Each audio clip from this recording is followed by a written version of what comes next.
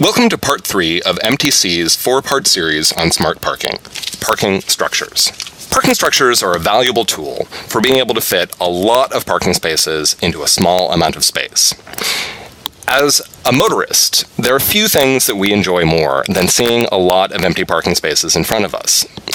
But as economists, we need to recognize that every empty parking space that's out there, particularly in a parking structure, is a wasted $25,000. So when we think about building parking structures, we need to recognize that they are expensive.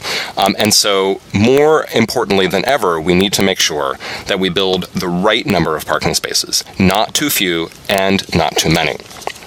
When we look at costs of building parking, we can assume that for a suburban surface lot, that it costs about $5,000 in construction. But when you factor in other costs like maintenance and land, the actual hard costs of providing parking varies from about $70 to $120 per month. In a downtown location where land is more expensive and construction costs may be more challenging, parking is more expensive. You can figure about $6,000 per space in construction and probably about $300 to $500 a month in order to cover all of your costs. Urban parking structures are a valuable solution where land values are high and where the need to provide a lot of parking is important. Still, they're expensive. It can cost about $30,000 per space to build an urban parking structure, and that results in a monthly cost of about $350 to $400 a month. Costs are a little bit lower in the suburbs, about $25,000 construction costs, and about $180 to $300 a month. Parking structures are an important part of many urban revitalization plans throughout the Bay Area, including the Petaluma Theater District and Petaluma Station Area master plans, which have front-loaded the development of parking structures at single locations in order to facilitate development around them. Development that would no longer come with dedicated on-site individual parking, but instead take advantage of well-managed shared supplies that are useful for the entire district.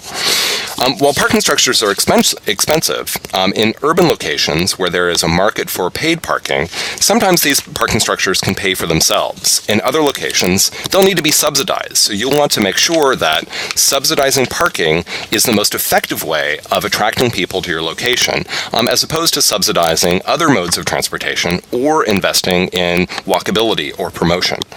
You'll also want to make sure that your parking facilities are very well managed. In fact, it is much more cost-effective to better manage your existing parking supply than it is to build new parking supply. It may also be more cost-effective to invest in other solutions like improved transit services or improved transit amenities or walkability, as downtown Santa Monica and Boulder, Colorado has done. You may also need to make difficult choices about whether to build parking or to build something that would better attract visitors to your downtown area, such as a plaza or a park. Indeed, you must make the choice about whether to invest in a few more levels of parking or other amenities like childcare or parks or landscaping your downtown. Indeed, many cities throughout the Bay Area have made these difficult decisions, and the most successful downtowns in our region are those that have chosen the right number of parking spaces. Again, not too many, but not too few. Another thing to consider is whether you can reduce parking demand by improving access to your station or downtown by other means. For example, at the Richmond Parkway transit station, what should be a 5-minute walk from this home to this rail station instead takes about 50 minutes because of the lack of connectivity of the street network. It may be more cost-effective to create a new pedestrian connection for this neighborhood to access the rail station than it is to build a parking structure so that they can do so.